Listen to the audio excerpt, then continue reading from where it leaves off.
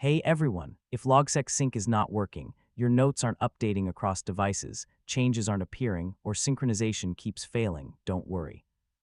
In this video, I'll show you how to fix the most common Logseq Sync problems in 2026. First, check your internet connection on all devices. Logseq Sync requires a stable connection to upload and download changes successfully.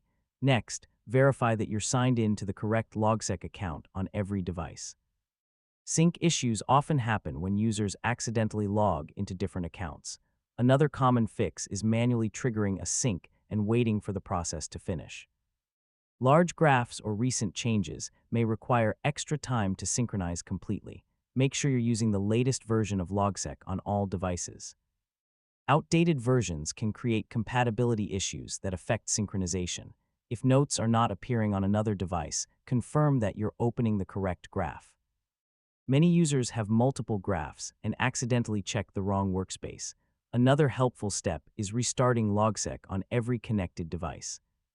This refreshes the sync session and can resolve temporary communication problems. And that's how to fix Logseq Sync not working problems in 2026.